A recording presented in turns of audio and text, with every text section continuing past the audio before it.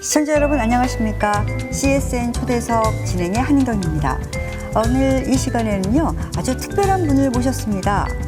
열정과 추진력으로 똘똘 뭉치신 분입니다.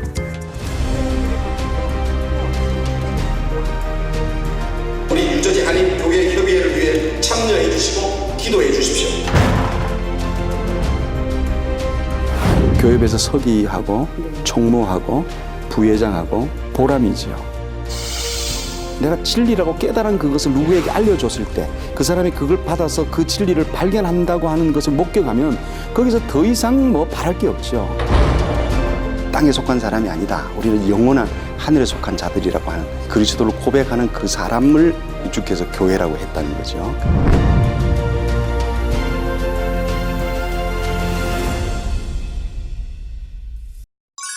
안녕하세요 목사님. 네, 안녕하세요. CSN TV 시청자 여러분 반갑습니다. 유저지 한인교회협의회 33회기 회장을 맡은 장동신 목사입니다. 반갑습니다. 요즘 연말이라 상당히 많이 바쁘시죠? 제 이름 장동신을 부르는 게 아니고 교협 회장을 이제 부르는 거니까. 네. 33회기 뉴저지 교협 표어가 복음으로 사는 교협입니다. 어떻게 이 표어를 정해졌는지 한번 설명을 좀 부탁드릴게요. 예, 복음을 사는 이라고 하는 이제 주제를 정했지요. 교회가 건물이 아니다라고 하는 것처럼 우리가 사는데 우리 삶이 복음이기를 원하는 것이죠. 예, 사는 자체가. 예, 그런 측면에서 유저지 한인교회 협의회 33회기는 우리 저지 땅에 우리들이 복음이기를 원한다. 복음이자 하는 그런 의미를 담고 있습니다. 네. 그러면서 뉴저지 교협 회장이 되시면서 이 임원진들도 아주 신속하게 일꾼들을 많이 모으셨어요. 그 비결이 무엇입니까? 신앙 안에서 하나님이 만나게 해주신다 그런 표현을 쓰지 않습니까? 저는 교협에서 서기하고 총무하고 부회장하고 회장되고 33년 역사에 아마도 이렇게 다 이 절차를 밟아서 회장된 사람이 거의 없을 것이라고 하는 생각이. 지켜봤으니까요. 진짜 없죠. 네네. 그래서 저를 자랑하는 것이 아니라 그만큼 제가 이제 교협에 쏙쏙 들인 내용들을 알게 됐다는 것이고요.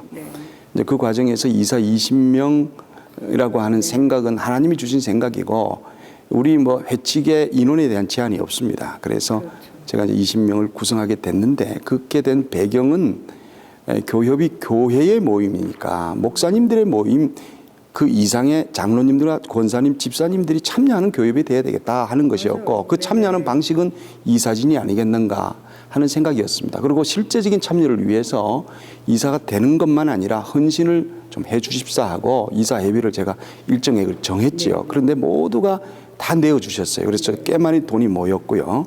그러는 과정에서 이사장님을 만나게 됐는데 이사장님 만난 지는 사실은 얼마 안 됩니다. 이 뉴저지 교협을 이제 이끌어 가시면서 이제 몇 개월 되지 않았지만 또 2020년 또 한 해를 바라보지 않습니까? 어떻게 교회 간들의 협력과 유대 관계를 이끌어 가실 예정이신지요? 어떤 일을 할 때에 내가 공감이 되면요, 그 기여하게 되고 참여하지요. 공감되지 않은 일이기 때문에 참여하지 않거든요. 33년 역사에서 이제 아쉬운 것이 몇 가지가 있는데 저는 회장하면서 두 가지 큰 방향을 잡았어요. 그 중에 하나가 뭐냐면은 예측 가능한 교협이 좀 됐으면 좋겠다. 총회를 하면서 회장이 누가 뽑힐지 예측을 못하고 모이는 총회는 그만큼 조직이 불안한 거죠. 그럼 공감을 얻어내지 못하고 있다는 거, 참여도가 낮다는 얘기거든요. 그렇다면 공감을 통해서 예측 가능한 교협을 만들어야 되고 또 예측 가능하다고 하는 내용은 일하는 사람들이 막연한 일을 하는 것이 아니라 많은 사람들이 참여하면서 공감할 수 있는 일들을 알리고 이런 일을 합니다. 그 일 뒤에는 어떤 효과가 있습니다. 결과가 있습니다. 비전이 뭡니다. 이제 공감이 되지, 예측이 되잖아요. 그럼 참여하게 된다고 보는 것이고요. 또 하나는 이제 우리가 그 조직이 움직일 때 시스템이 제대로 돌아가지 않으면 안 됩니다. 모든 경우에 시스템이라는 것이 있습니다. 근데 건강하냐 건강하지 못하냐는 그 공동체의 어떤 그 운명을 이제 좌우하는 거죠. 이게 건강한 시스템으로 자리 잡아야 되거든요. 그렇게 되려고 하면 사람의 생각이 건강해야 됩니다. 그래서 건강한 사람들을 좀 하나님이 보내주십사 하고 그래서 시스템이 제대로 좀 잡혀지는. 그러니까 예를 들면 우리 교회에서 하는 행사들이 크게 있는데 신년 아래에 부활절 또 호산나 예, 이런 행사를 할 때 이게 시스템이 잘 갖춰져 있으면은 얼마나 일하는 사람들이 편하고 즐겁고 기쁘겠습니까? 근데 잘 안 돼 있으니까 매번 새롭게 해야 되고 매번 어려운 겁니다. 예, 그러니까 안정된 시스템을 구축하는 것. 예, 제가 이제 그렇게 생각을 하고 있습니다. 네, 목사님께서 말씀하신 가운데 공감이라는 단어 참 마음에 와닿는 단어인 것 같습니다. 목사님이 그런 마음이기 때문에 이제 앞으로 1년도 이 공감대를 형성해서 많은 교회들이 연합하리라 생각이 되십니다. 네, 목사님께서 또 제가 참 목사님은 에너지가 많으세요. 이 교협회장 선거돼서 이제 축하의 말을 듣자마자 곧바로 향한 곳이 바로 산호세입니다. 어떻게 그렇게 행보를 그쪽으로 옮기시게 됐는지요? 예, 네. 제가 그 아버지 학교를 네네, 알죠. 좀 좋아하고 네. 섬기고 그런 거 아시지 않습니까? 네네. 지난 2월에 미국 전역에서 컨퍼런스가 있었습니다. 그래서 제가 컨퍼런스 참석을 했더니 그 컨퍼런스에서 소그룹 강의 주제 하나가 청소년 감동 캠프라는 주제가 있어요. 그래서 제가 이렇게 마음이 와닿아서 그 주제 강의를 듣고 소그룹에 들어갔습니다. 들어갔는데 내용인즉슨 한국에서 청소년 감동 캠프를 하고 있는데 이게 너무 좋은 반향들이 일어나서 미국으로 지금 가지고 왔다. 그리고 지금 우리는 실험적으로 미국화를 하려고 하고 있다 하는 내용을 쭉 들으면서 야, 저거다. 이게 내용이 아버지, 엄마, 부모 세대와 딸, 아들, 자녀 세대와의 간격을 좁힌다는 겁니다. 상처를 없애고 하나 되게 하고 연결을 한다는 거예요. 너무 좋잖아요. 우리가 살면서 내가 진리라고 깨달은 그것을 누구에게 알려줬을 때 그 사람이 그걸 받아서 그 진리를 발견한다고 하는 것을 목격하면 거기서 더 이상 뭐 바랄 게 없죠. 감격스럽죠. 감격이죠. 그러니까 그런 것이고 그날 오셨던 분들 중에서도 우리 뭐 같이 보셨지만은 내 아들이 저렇게 울 줄 몰랐다. 그러니까요.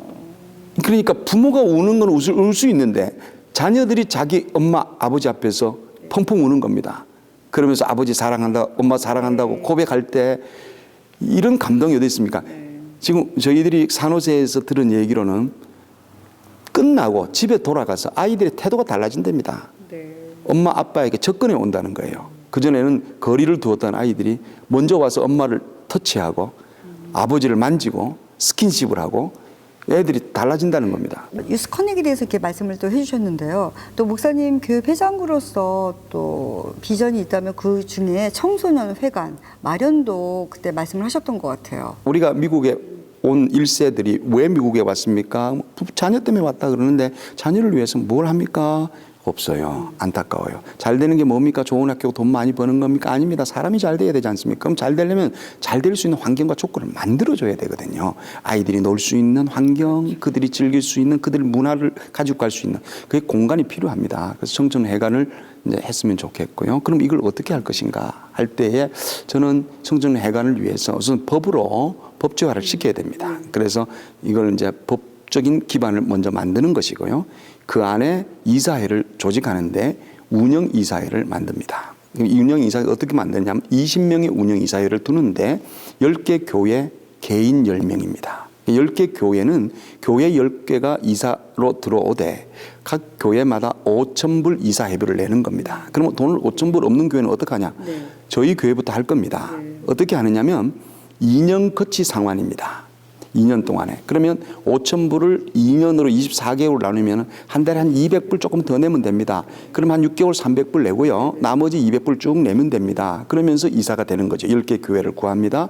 그 다음에 개인, 독지가들, 의미 있는 사람들, 돈 좀 있는 사람이 들어와 있어야 됩니다. 평신도입니다.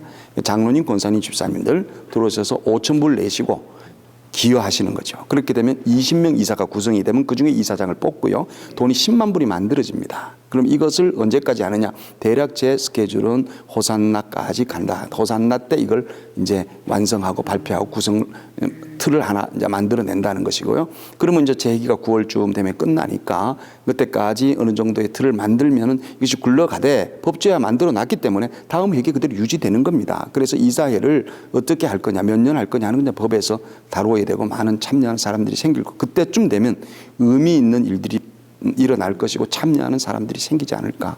그렇게 해서 하고 그 다음에 그렇게 되면 이제 큰 교회들이 참여하게 됩니다. 안 할 수 없지요. 하게 되고요. 사회적 메시지가 될 거이고요. 그러면 교회들이 얼마씩 내면 이제 20만 불, 30만 불 정도 만들어지면 그걸 펀드를 만들어서 그 돈으로 어떤 공간 하나를 좀 하나 확보해서 이제 완벽하지 않지만은 시작할 수 있다는 거죠. 목사님과 그 부회장 간의 그 비전이 같아서 연속으로 돼야지만 그것이 꽃이 피우게 될 것 같아요. 네, 지금 부회장님 네. 굉장히 적극적으로 네. 참여하고 계시고요. 네, 네. 희망적입니다. 뭐 지금까지 우리 교회 회장으로서 장동신 목사 이야기 나눴습니다. 잠깐 화제를 바꿔서 자 우리 장동신 목사 이제 개인적인 목회자로서의 한번 질문을 해보겠습니다. 지금 이렇게 촬영하는 장소가 우리 목사님이 담임하시는 뉴저지 오늘의 목양교회입니다. 오늘의 목양교회는 연합회에서 이루어진 교회라고 알고 있습니다. 5년 전에 목양교회와 제가 목양하고 있는 오늘의 교회가 합했습니다. 그래서 목양교회 담임하시는 목사님께서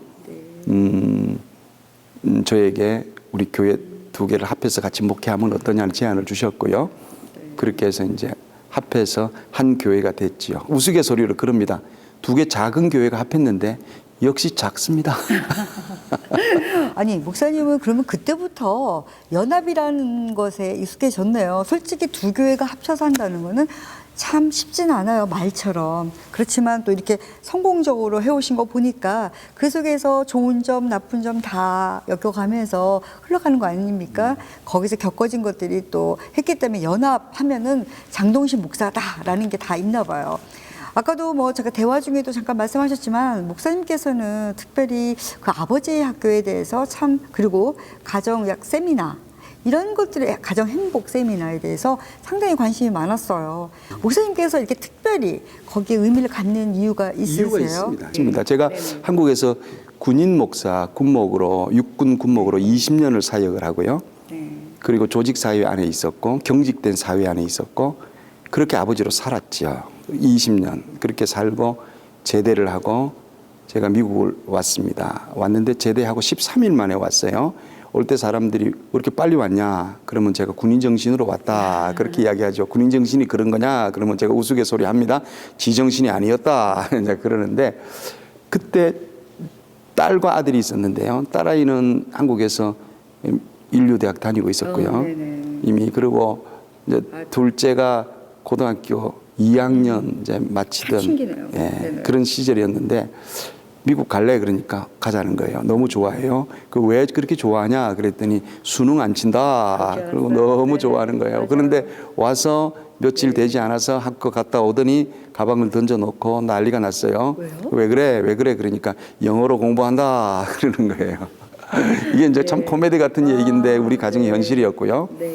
그다음에 목회라고 하는 상황이 저는 청빙을 받아왔는데 청빙한 교회 사정이 어려워져서 교회가 쪼개져 있었고 제가 개척을 해야 되는 그런 어려운 상황이 되고요. 그러니까 뭐 환경적으로 뭐 문화적으로 언어적으로 굉장히 이제 위기를 경험하게 되죠. 혼돈과 혼란. 그러면서 아들과의 이제 사춘기 마정을 보내고 있던 아들과의 저하가 이제 문명 충돌 저는 그렇게 표현합니다. 부부 간의 충돌은 문화 충돌, 그다음에 자녀와 충돌은 문명 충돌 그렇게 표현하는데 충돌을 합니다. 그런데 친구 목사가 마침 그때 아버지 학교를 한번 오라. 이제 그게 인연이 돼서 아버지 학교를 다녀오게 됩니다. 그런데 놀라운 것은 아버지 학교 갔다가 제가 사실은 일상적이고 보편적인 것인데 그 순간에 하나님이 특별한 은혜가 있었던 것 같아요. 내가 자녀에 대해서 그동안에 미쳤던 영향력이나 이런 것들이 잘못되어 있으면 나 어떻게 하지? 하는 이제 수정을 해야 되지 않냐 하는 고민이 시작이 됐고요. 돌아와서 이제 내가 이 문제를 하나님 앞에 엎드려서 기도를 합니다. 그런데 기도만 가지고 되질 않더라고요. 너무 내가 상식이 없는 거예요.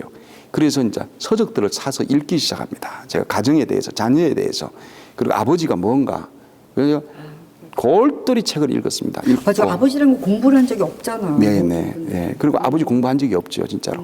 이제 그러는 과정에서 제가 아버지에 대한 사명이라 그럴까? 이제 이걸 깨닫게 되죠.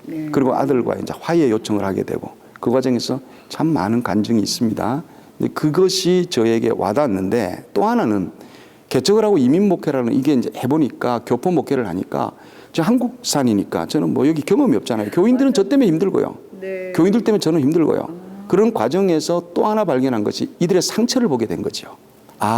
하나님의 은혜가 이 마음밭이 기경이 되지 않으면 돌짝박 똑같은 마음들이 있는데 이게 가정사역을 통해서 내적 치유를 통해서 회복되지 않으면 복음이 들어가는데 장애가 된다는 걸 그때 발견한 겁니다. 그래서 그때부터 골똘히 공부를 했고 4년 동안에 제가 독학을 합니다. 세미나란 세미나 다 쫓아다니고요. 책이란 책은 읽어보고요. 한국이고 미국이고 좋은 세미나 있으면 다니면서 해서 열심히 했는데 그리고 제가 교회에다가 하나님의 가정 학교를 만들었습니다. 그리고는 저희 교회에서는 매달 첫 번째 주일 가정 세미나를 하고요. 제가 이제 교재도 지난달에 집필을 마쳤습니다. 그러셨어요? 네네. 예, 10과짜리 10번 소그룹으로 할 수 있는 예, 그런 상황까지 왔습니다. 그러면 목사님 그런 경험이기 때문에 이렇게 가정 사역에 대해서 상당히 중요시 여기고 목사님께서는 그렇게 생각을 하시는군요. 가정 내면의 사역. 치유. 네네. 가정이 네. 모든 사람의 시작점이거든요. 사람은 다 가정에서 태어납니다. 가정 아닌 것이 없습니다. 그럼 가정이라고 할 때 그 가정에서 태어날 때 구체적으로 누구냐면 엄마 아빠 사이에서 태어나. 그럼 가정은 사람입니다. 가정이라고 할 때 집이라고 하는 막연한 우리가 표현보다는 구체적으로 가정은 사람이라는 거죠. 그러면 그 사람에게서 태어난 자녀도 사람인데 그 자녀는 엄마 아버지에게서 배우게 되어 있습니다. 반드시 영향을 받습니다. 언어도 배우고 감정도 배우고 문제 해석도 배우고 모든 과정들을 배우게 되죠. 그런데 그 자녀가 엄마 아빠가 만족스러운 시기보다는 점점 자라면서 만족스럽지 않게 돼요. 그렇게 되면 상처가 생기면 떠나고 싶지요. 근데 가정을 떠났는데 지가 가정을 만들고 살아요. 우리가 이런 삶을 살아가는데 이 가정에서 되어지는 아픔과 상처들의 치유가 먼저 되고 그 위에 복음이 들어가면 더 역동성은 있는 거죠.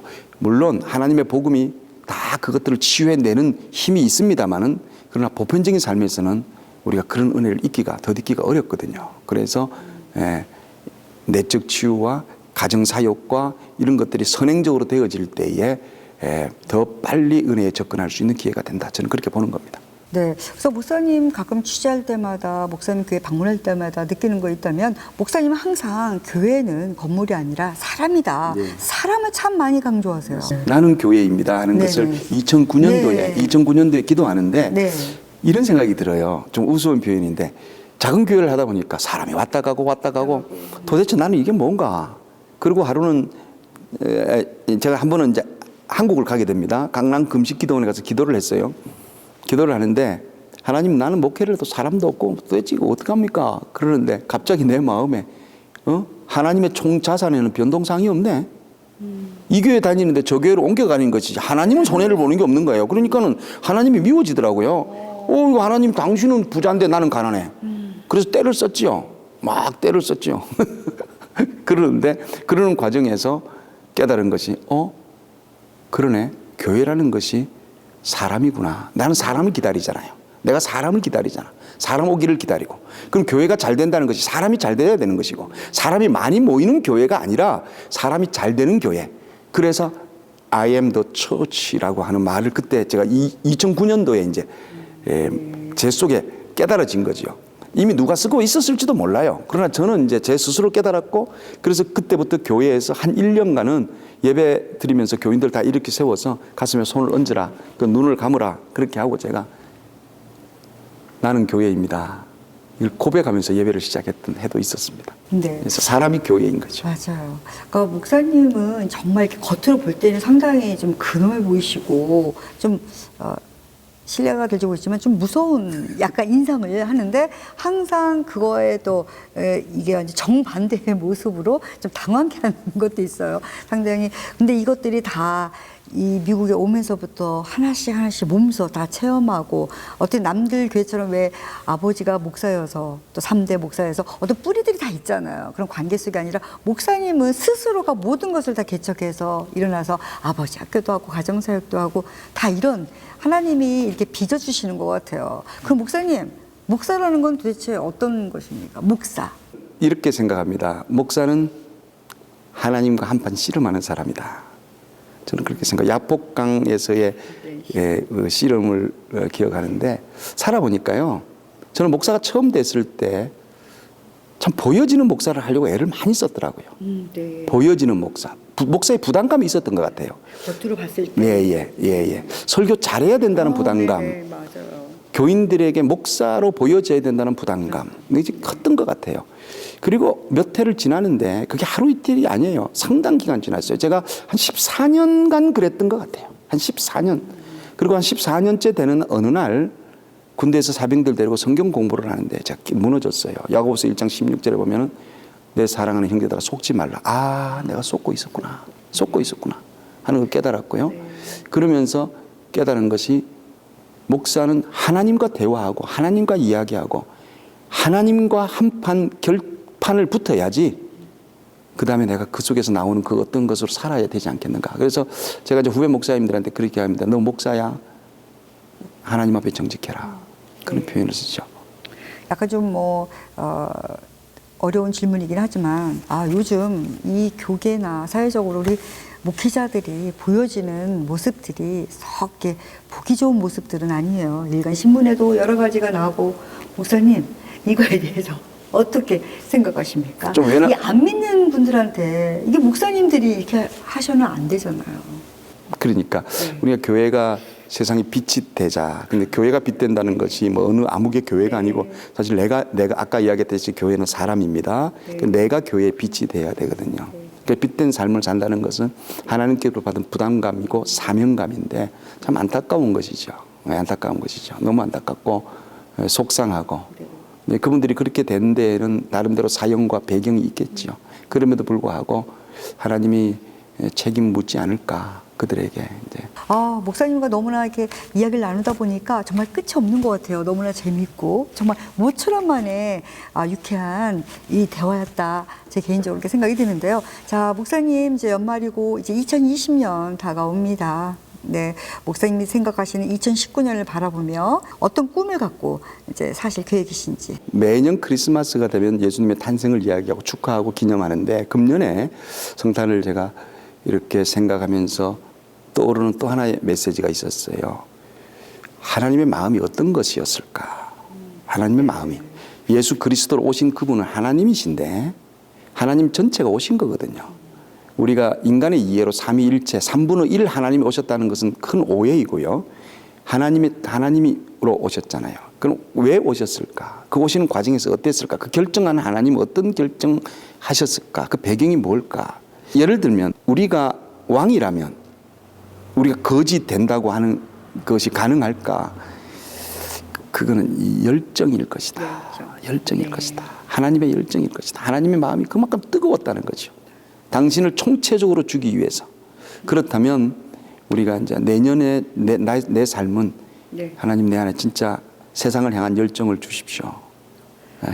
이제 그런 기도를 합니다. 처음에 제가 인사 말씀 드릴 때도 열정이라는 단어를 썼는데 어느 저희 이제 교계 기자들도 말씀을 하시더라고요. 장동신 목사 하면은 다른 게 없대요.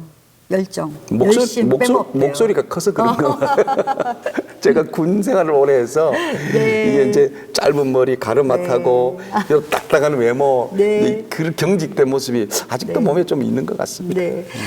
너무나 좋으신 말씀 많이 해주셨습니다. 그러면 우리 시청자 여러분께 권면의 말씀 이제 1분 정도 좀 해주시고 오늘 이 시간 줄이도록 하겠습니다. 빌립보서 4장 6, 7절을 제가 굉장히 사랑합니다. 아무것도 염려하지 말고 오직 기도와 간구로 너희 구할 것을 하나님께 구하라. 그리하면 모든 지각에 뛰어나신 예수 그리스도의 평강이 너희 마음과 생각을 지키시리라. 우리가 가장 힘든 것은 마음의 문제라고 생각이 듭니다. 돈이 없어서 뭐 돈 있으면 좋겠고요. 건강 없어서 건강 있으면 좋겠지만은 우리 사람은 약해져 있을 수밖에 없고 나이 들면은 점점 힘이 없습니다. 궁극적으로 우리에게 필요한 것은 어떤 환경의 여건에 있든지 마음의 문제인데 마음의 기쁨이 없으면 견딜 수 없지요. 하나님께서 에덴을 만드시고 에덴 동산을 만드시고 그곳에 사람을 두셨는데 에덴이라는 말은 기쁨이라는 말이지 않습니까? 하나님은 기쁨을 만드셨죠. 그러므로 우리 속에 하나님이 늘 기쁨이 있기를 원하신다 저는 그렇게 믿습니다. 우리의 기쁨이 있으면 견딜만 하거든요. 그래서 너희 마음에 하나님께서 평강을 주시겠다. 근데 거기에 뭐라 그럽니까? 아무것도 염려하지 말고. 그죠? 우리 마음에 염려가 있다는 거죠. 생각에 염려가 있다는 거죠. 기쁨의 반대는 뭘까요? 염려입니다. 염려를 이기면서 살아가는 삶. 그러기 위해서 하나님의 기쁨을 희망하고 바라고 하나님의 기쁨이 내 안에 있기를 소망할 때에 우리가 항상 기뻐하라. 하신 이 소망을 가지고 우리가 할 수 있기 때문에 하나님이 하라고 그러지 않았겠습니까? 나 할 수 없다. 기쁨의 조건이 없다가 아니라 이미 할 수 있습니다. 하나님 인자가 있습니다. 우리 속에 생명 주셨고요. 하나님의 형상으로 우리를 지으셨습니다. 기쁨으로 사는 저와 여러분이 되기를 주의 이름으로 축복합니다. 감사합니다. 네, 목사님 오늘 너무나 좋으신 말씀 또 귀한 말씀 감사드리겠습니다. 항상 건강하세요. 고맙습니다. 감사합니다. 감사합니다. 네, 지금까지 열심으로 사는 우리 장동신 목사님과 함께한 시간이었습니다. 아무것도 염려하지 말라고 말씀하셨습니다. 혹시 여러분 오늘 걱정하고 계십니까? 기쁨으로 사는 또 하루하루가 됐으면 좋겠습니다. 지금까지 진행의 한은경이었습니다. 감사합니다.